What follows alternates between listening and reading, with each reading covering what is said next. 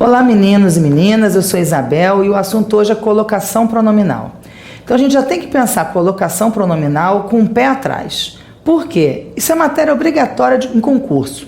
Então isso daí cai sempre esse diacho de colocação pronominal. E uma coisa que a gente tem que prestar atenção é por que pra gente é tão complicada essa história de colocar pronomes átonos na frase. Por um motivo simples. Em Portugal, a colocação se dá de uma forma que é a colocação tradicional, o pronome vem depois do verbo, né?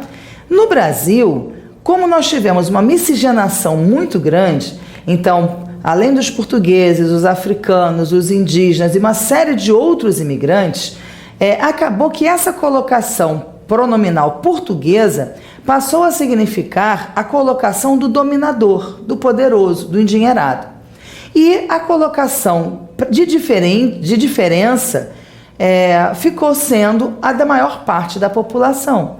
Então, se por um acaso o patrão, né, o latifundiário, lá, o senhor de engenho, dissesse coce-me as costas, o escravo lá ia coçar as costas, coce-me as costas. Pronto, o pronome depois do verbo. Mas o mesmo imperativo que serve para dar ordem, serve também para fazer um pedido. E aí repara se o escravo ia dizer, dê-me água para o patrão, né, para o dono, usando a mesma forma, a mesma linguagem do patrão. Não mesmo. Então, ele desenvolveu uma linguagem diferenciada. Se o dono, se o patrão usava a colocação em ênclise, ou seja, o pronome depois do verbo, ele passou a usar o pronome antes do verbo. Então, se o patrão ou o dono dele dizia, coce-me as costas, ele dizia, me dá um pouco d'água. Então, a ênclise passou a significar ordem e a próclise passou a significar um pedido. Isso no Brasil fez uma diferença imensa, porque em Portugal não teve escravo. Então, em Portugal, todo mundo era senhor. Em Portugal, todo mundo usava ênclise, né? Mas no Brasil, não. Então, no Brasil, a maior parte da população, que era uma população que não tinha dinheiro, né, formada na maior parte pelos escravos, então era uma população que usava a próclise, ou seja, o pronome antes do verbo. E a nossa tradição é essa. Então, a gente tem que ter muito cuidado, porque aquilo com que a gente está acostumado, que é a próclise, que é colocar o pronome começando frase, que é colocar o pronome antes do verbo, não representa a norma culta, tá? E isso para concurso faz uma diferença enorme, porque o concurso vai cobrar de vocês a norma culta, tá? Então, esse é um assunto que vocês têm que parar e pensar, qual é a regra? Vocês têm que saber a regra. Se vocês não souberem a regra, vocês vão estar perdidos. Tá? Vamos então ver essas regras. Bom, para começar, o pronome oblíquo átono pode ocupar 3 posições. Tá? Então, a primeira delas, a ênclise, que é depois do verbo, a próclise, que é antes do verbo, e a mesóclise, que é depois do verbo. Vocês já perceberam que as 3 palavras têm dentro delas o radical clise, não já? Ó, clise, clise e clise. Clise é um radical que significa pronome, tá? A significação dele no latim era pronome. Então, o pronome fica no final, ó, ênclise significa no final, pró significa antes, e meso significa meio, tá? Então, o pronome depois, o pronome antes e o pronome no meio do verbo, tá legal? Ênclise, próclise e mesóclise. Por ser uma partícula átona, não inicia a oração, então isso aqui é importantíssimo, os pronomes átonos não iniciam oração, e entre os verbos de uma locução, liga-se um deles por hífen. Ou seja, como ele é átono, como o pronome é átono, ele não pode ficar solto, ele tem que se ligar a um verbo ou a outro verbo, tá? E quando ele vem em próclise se relacionando com uma palavra anterior. Então ele não vem solto e ele não começa oração. É claro que isso na escrita, porque na fala a gente começa a oração com o pronome oblíquo o tempo inteiro. Ah, me liga.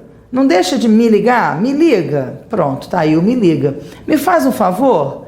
Me traz um copo d'água? Me isso, me aquilo. A gente usa o pronome o tempo inteiro, começando frase, tá? Mas numa situação de escrita, isso não pode acontecer. Então, olhem só, a ênclise, o que a gramática diz é que a ênclise é o lugar natural do pronome átono. Por que é o lugar natural? Porque ele é sempre complemento de verbo, ele é sempre objeto, tá? Na maior parte das vezes ele é objeto, ele às vezes pode ser também, pode compor o adjunto adverbial, mas na maior parte das vezes ele é objeto. Então, olha só, os meninos me disseram adeus. O que eu tenho nessa frase aqui? Um sujeito, os meninos, né? O verbo, o sujeito, o verbo, ó, o sujeito aqui, o verbo aqui. E aí, a gente na estrutura de oração, básica da oração tem sujeito, verbo, complemento, né?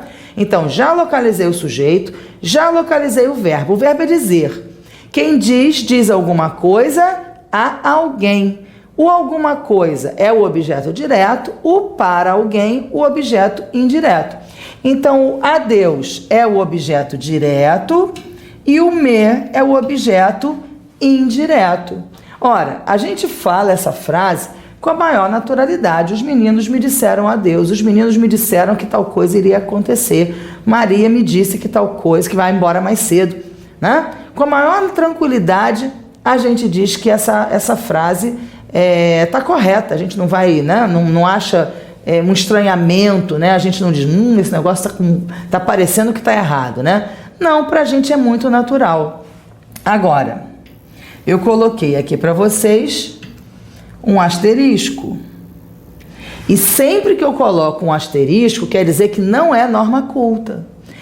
Por que essa frase não está na norma culta? Porque o lugar natural do pronome é depois do verbo. E se não houver nenhuma circunstância para que esse pronome venha para depois do verbo, para antes do verbo, ele tem que ficar mesmo depois do verbo. Então, os meninos disseram-me adeus, colocar esse pronome na ordem, primeiro o sujeito, depois o verbo, depois os objetos, isso é norma culta, tá? Então, os meninos disseram-me adeus, é norma culta. Os meninos me disseram adeus, não é norma culta, não. Então, repararam? Não é uma coisa de você escutar e dizer assim, isso aqui ficou bonito, deve estar certo, isso aqui ficou feio, deve estar errado. Não tem nada a ver com bonito com feio. Aqui tem a ver com regra.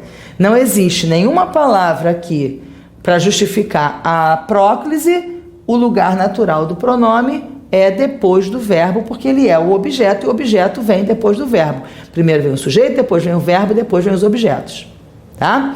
Mas aí, que palavras então são essas que fazem o pronome ser colocado em próclise?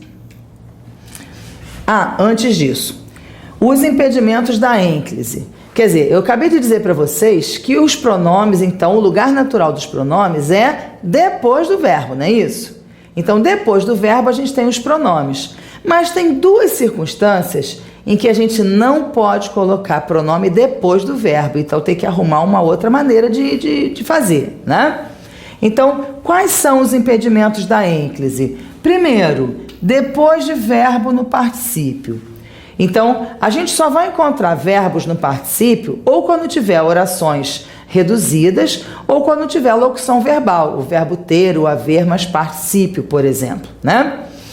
Então, depois de verbo no particípio, nunca nós vamos colocar o pronome, tá? Nas locuções verbais, portanto, haverá a próclise ou a ênclise no verbo auxiliar.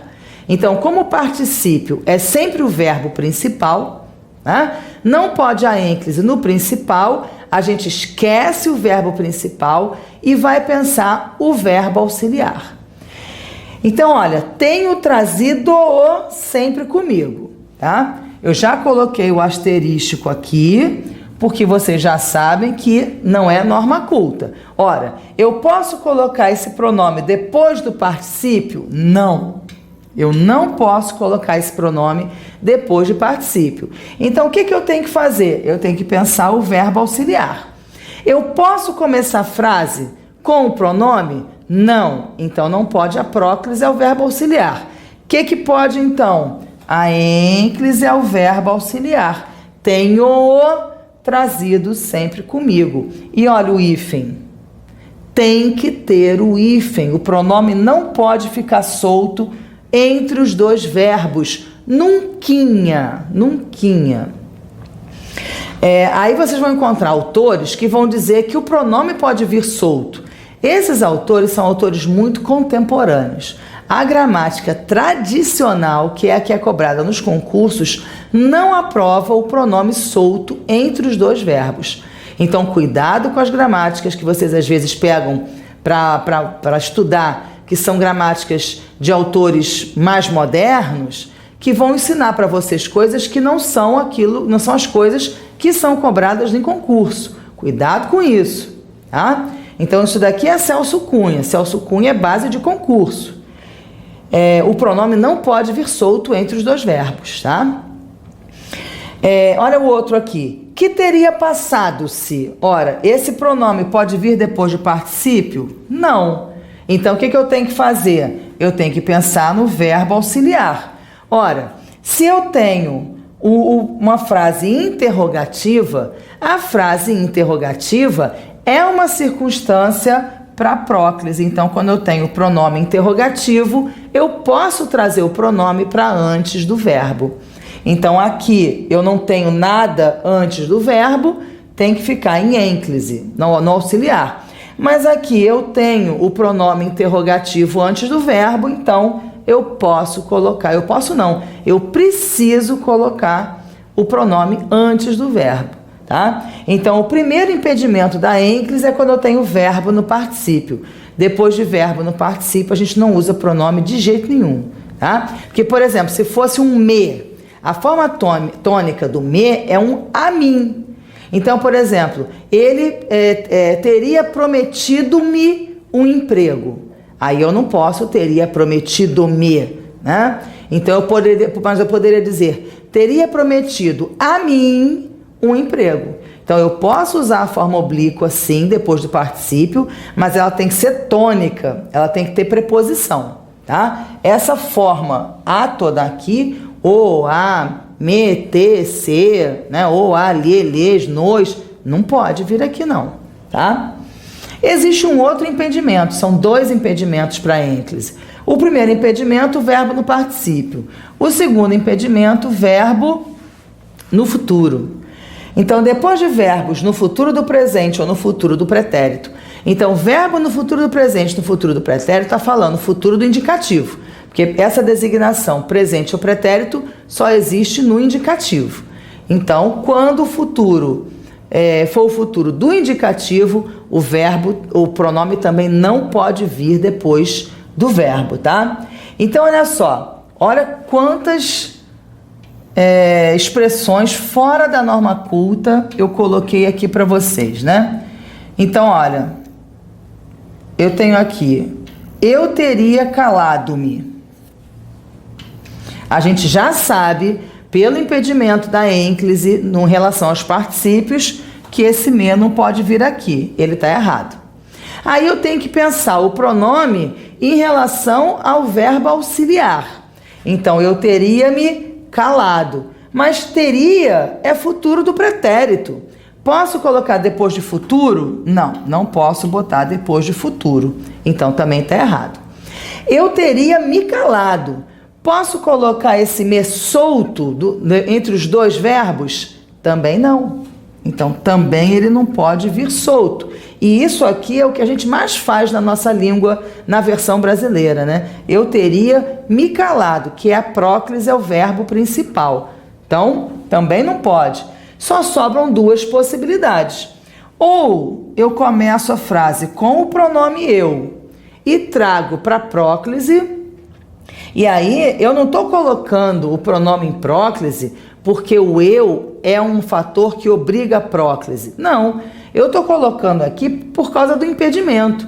Não posso botar depois de particípio, não posso botar depois de futuro, então eu tenho que começar a frase com o pronome pessoal do caso reto. Então existem essas duas possibilidades para colocar o pronome quando a locução estiver o verbo auxiliar no futuro e o calado e o verbo principal no particípio, ou mesmo quando eu tiver um verbo só, mas ele estiver no futuro, né? Eu me calarei, né? Então, ou eu uso essa próclise, ou eu uso a mesóclise, tá? Então, ter-me-ia calado se soubesse aquilo. Como é que eu faço a mesóclise? Ora, mesóclise é meio do verbo. O que eu tenho que fazer, então? Cortar o verbo em dois. Onde é que eu corto o verbo? No R do infinitivo, tá? Então, olha só, o verbo não é teria, o R está aqui, ó, ter, tá vendo? Verbo no infinitivo. Então, eu corto ter, coloco o verbo e coloco o resto do verbo. Ter, ia, tá vendo? Eu tô cortando o verbo pela metade, tô acrescentando o pronome. Ter-me-ia calado se soubesse aquilo, tá? Pra gente, o mais natural é a opção pelo pronome reto. Eu me teria calado, tá? Mas também está certa a forma ter-me-ia calado. As duas formas estão corretas por causa do verbo no futuro. Se o verbo estiver em outro tempo que não o futuro, o pronome teria que vir depois do verbo auxiliar, tá? Mas como depois do futuro não pode, aí não tem outro jeito, isso daqui tem que acontecer, tá bom? Então, quais são os impedimentos da ênclise?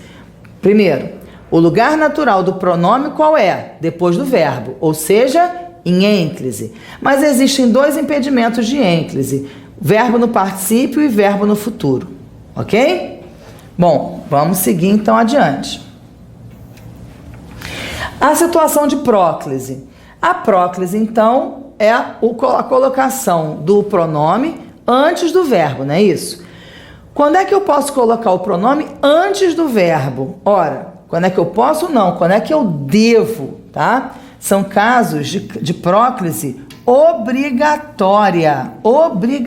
Então, eu não posso escolher entre a ênclise e a próclise. Não, a próclise é obrigatória. Então, quais são os casos em que a próclise é obrigatória? Quando eu tenho palavra negativa, quando eu tenho pronome e advérbio interrogativo, quando eu tenho palavras exclamativas ou orações optativas. Tá? Então, vamos decorar assim de 3 em 3 para ficar mais fácil. Lembra quando a gente estudou, quando era criança, os tipos de frases? Então, a gente aprendeu lá, existem frases negativas, interrogativas, exclamativas e afirmativas, não é isso? Pois é. Então, a gente coloca o pronome em próclise quando? Com frases negativas, interrogativas e exclamativas, tá? Sempre a próclise. Então, olha, nunca ouvi tão sereno. A frase não é negativa? É. Por quê? Por causa do advérbio nunca, que é um advérbio de tempo e é um advérbio de tempo com sentido de negação.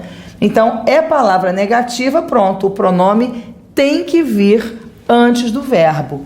Com os pronomes dos advérbios interrogativos também. Que, quem, quando, onde, como, porquê. Quem me buscará? Por que te assustas? Tá? Então, ó, tem o quem aqui, tem o porquê aqui. São perguntas diretas. Mesmo sendo perguntas indiretas, a gente também tem a próclise, tá? E as palavras exclamativas também, olha, que Deus o abençoe. Olha aqui a exclamação, ó, frase exclamativa, né? Mesmo que não sejam frases exclamativas, podem ser também orações que expressam desejo, né? Que Deus o abençoe é uma oração chamada oração optativa, é uma oração que expressa um desejo, mas a gente pode ter apenas palavras exclamativas. Bons olhos o vejam, né? Que bom ver você. Então, quando a gente tiver palavras negativas, exclamativas e interrogativas, a próclise é obrigatória. Ó, os pronomes todos colocados antes dos verbos. Tá? Já decoraram? Então, circunstâncias de próclise, palavras negativas, interrogativas, exclamativas. Foi? Beleza. Mais 3 agora. Vamos lá. O que mais a gente tem? Aqui são 2, mas tem mais. As orações subordinadas desenvolvidas. As orações subordinadas podem ser reduzidas ou desenvolvidas. Se elas vêm reduzidas, elas vêm na forma de infinitivo, gerúndio ou particípio. Fora isso, quando elas vêm com conjunção ou com pronome relativo na frente, elas são chamadas de orações desenvolvidas. Então, quando a gente tiver qualquer oração subordinada, o pronome tem que estar dentro da subordinada, tá? Se o pronome estiver dentro da principal, a gente vai considerar como um período simples. Mas se o pronome estiver dentro da oração subordinada, ele tem que ser colocado em próclise sempre, tá? Então, olha, quero que me traga de presente um relógio. Mesmo que esse que não apareça, mesmo que eu tenha, quero me traga de presente um relógio, em algumas formulações mais antigas a gente encontra isso, lá no Machado de Assis, por exemplo. Então, independente da conjunção estar escrita ou não, essa oração aqui é uma oração subordinada. Quero, oração principal, alguma coisa que me traga de presente um relógio. Quero isto. É uma oração substantiva. Ela pode ser substituída por um pronome. Quero isto, tá? Então, essa oração obriga a colocação do pronome antes do verbo da oração subordinada. Essa daqui é uma oração subordinada adverbial. Saiu correndo quando? Quando te viu. Então, quando te viu é o tempo, é o momento em que ele saiu correndo. É uma oração adverbial de tempo. O pronome está dentro da oração subordinada adverbial, tem que vir em próclise, tá? O menino que me chamou é muito educado. Olha, eu tenho um pronome relativo, olha o antecedente dele aqui. O menino me chamou, né? Então, se eu tenho um pronome relativo, eu já sei que essa oração é uma oração subordinada adjetiva. Então, dentro de oração subordinada, o pronome, o pronome oblíquo vem antes do verbo, tá? Então, para ficar assim mais fácil, oração subordinada. Mas estou com uma dúvida danada de oração, ainda não tive tempo de assistir a aula da Isabel de oração. Pensa assim, todo o que indica oração subordinada, tá? Então, o que está aqui, o que está aqui, um é pronome relativo, o outro é conjunção. E quando também é conjunção. Então, quando vocês virem as conjunções, os pronomes, você já sabe que a próclise é o que tem que ser usado, tá? Então, de maneira rápida, conjunções e pronomes, porque indicam orações exclamativas, interrogativas, subordinadas, tá? Outra coisa que a gente tem, gerúndio. O gerúndio precedido da preposição em, é o em se tratando. Esse em se tratando é uma expressão fechada, tá? A gente vai colocar o pronome em próclise sempre que tiver o em si mais gerúndio. Esse se vai viver sempre aí, é uma locução. Em se tratando, em se querendo, em se fazendo, em se estudando, é uma locução fechada. A gente não tem mobilidade dentro dessa locução. Então, sempre que tiver o em e o gerúndio, o pronome tem que vir neste lugar. Não existe em tratando-se, em querendo-se. Não existe isso na norma culta, tá? Então, na norma culta, em se tratando e outras formulações com preposição mais pronome mais gerúndio, tá?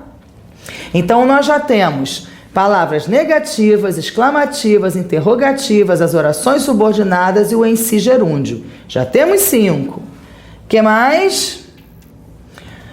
Os advérbios e os pronomes indefinidos. Tá? Então, os advérbios ou locuções adverbiais sem pausa. Aí eu coloquei alguns lá, já, bem, mal, ainda, sempre, só para lembrar assim dos advérbios, né? Então, o que significa isso sem pausa? Sem pontuação. E aí, olha só, aqui se aceitam encomendas de bolo. Esse aqui é um advérbio e não tem vírgula depois do advérbio, ou seja, ele é um advérbio sem pausa. Se ele é um advérbio sem pausa, esse advérbio então aqui, ó, são dois advérbios, só que um está sendo empregado sem pausa e, portanto, o pronome vem em próclise. O outro está sendo empregado com a vírgula. Aqui, aí a vírgula, aceitam-se encomendas. Então, quando eu tiver o advérbio e logo a seguir o pronome, tá certo, tá tudo bem. O pronome tem que ser colocado logo a seguir do advérbio quando não tem vírgula. Mas se a seguir do advérbio vier vírgula, ele não pode, não vale a próclise não. Mas olha só, reparem, é uma vírgula só, tá? Se eu tiver um termo separado por duas vírgulas, vale como circunstância de próclise o que está antes do termo, tá legal?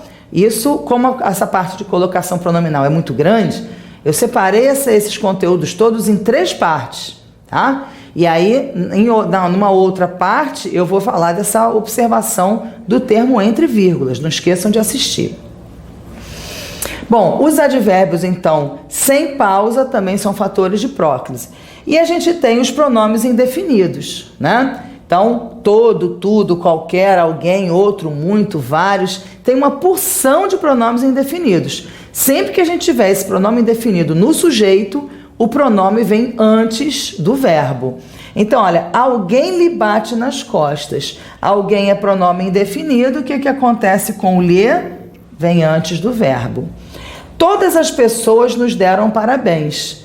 Ó, todas está dentro do sujeito. O nos vem antes do verbo, tá? Uma coisa que é importante chamar a atenção de vocês é que muitas vezes a gente sai da escola com a impressão de que o pronome tem que vir exatamente a seguir do termo que está propiciando a próclise, né? E não é isso, não existe uma relação magnética, né, de que o pronome ele é puxado pelo outro termo e aí tem que ficar grudado no outro termo. Não existe isso não.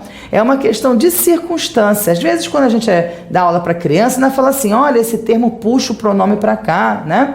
Mas é claro que no nível mais adulto a relação não é de puxar coisa nenhuma. Existe uma circunstância e nessa circunstância os falantes usam o pronome antes do verbo. Quando essa circunstância não acontece, os falantes usam o pronome depois do verbo. Então não tem campo magnético nessa história, tá? O todas aqui está longe do pronome, aí não tem força para puxar o pronome. Isso é uma bobagem, tá? Então, todas é um pronome indefinido, a próclise é obrigatória. Tá legal? Não tem nada a ver com distância. Tem a ver com circunstância, tá? Bom, então nós já temos aqui, vamos rememorar, vamos falar comigo aí. A gente já tem circunstâncias de próclise, que a gente tem que decorar, tá? Tem que estar lá no stand-by, olhou, pum, já vem a regra. Palavras negativas, exclamativas, interrogativas, orações subordinadas, o em si gerúndio, os advérbios sem pausa, os pronomes indefinidos. É isso aí, tá legal? Então, as situações de próclise são essas. E a gente tem a mesóclise. A mesóclise, que a gente também tem situações em que a próclise é facultativa. Pode a próclise, pode a ênclise, tá? Isso está lá na parte 2 de colocação pronominal. Depois não deixem de ver. E a gente tem o uso dos infinitivos, as regras especiais. Isso está lá na parte 3. Também não deixem de assistir. Para a gente terminar, então, essa parte das definições, o que é a ênclise, quando se usa a próclise, quando se usa a mesóclise, quando a gente tem o impedimento da ênclise ou a falta do fator de próclise, que é essa circunstância de próclise. Então, você não pode começar a frase, né, com um pronome oblíquo. Também você não pode colocar depois de futuro. Olha, você vai fazer o quê? Não pode botar antes, não pode botar depois, só tem um jeito, quebra o verbo ao meio, né? Isso é a mesóclise. Então, usa-se no impedimento da ênclise e na falta do fator de próclise. Normalmente ocorre quando o verbo está no futuro e no início de oração. Então eu tenho aqui, olha, prepararei-me. Vocês já viram o meu asterisco, né? Que não fui eu que inventei, não. Isso é norma da linguística, tá? Então, prepararei-me para o concurso com afinco, me prepararei para o concurso com afinco. Por que eu não posso? Por que essas duas formas estão erradas, segundo a norma culta? Primeiro, prepararei-me. O verbo está no futuro, prepararei. Posso botar pronome depois de futuro? Não. Está errado. Me prepararei. Posso começar a frase com pronome? Não. Com pronome oblíquo, não. Com pronome reto, claro que pode. Pronome demonstrativo, né, indefinido. Com pronome oblíquo, não. Átono, né? Agora, o que eu tenho que fazer? Se eu não posso botar em ênclise, não posso botar em próclise, eu tenho que cortar o verbo. Corto onde? No R do infinitivo. Então, preparar. Pronto, aqui, cortei. Tá? Preparar é o infinitivo do verbo. Acrescento o pronome me e aí coloco o resto. Ó, repararam? Eu cortei o verbo aqui, ó, preparar, aí coloquei o pronome preparar, me, ei, coloco o resto, tá? Então é literalmente isso, cortar o verbo ao meio, tá? Agora, far-me-ia, ó, o verbo seria fazer-me-ia, não é? Porque o infinitivo desse faria aqui é o verbo fazer. Mas é um verbo irregular. Esse ze no futuro caiu. Eu fazerei, tu fazerás. Esse ze caiu. Né? Ficou só farei, tu farás. Não tem problema. O R continua lá, o R do infinitivo. Então eu vou cortar no R. Mesmo que tenha caído a sílaba do ze, o R continua lá. Então é esse R que eu vou cortar. Nesse R. Me ia bem descansar a cabeça um pouco. Então, início de oração, tá? E verbo no futuro do indicativo são as duas circunstâncias em que a gente tem que usar a mesóclise, porque não pode a próclise, porque não pode a ênclise. Tá legal? Bom, meninos, a gente se encontra para a parte 2. Até lá!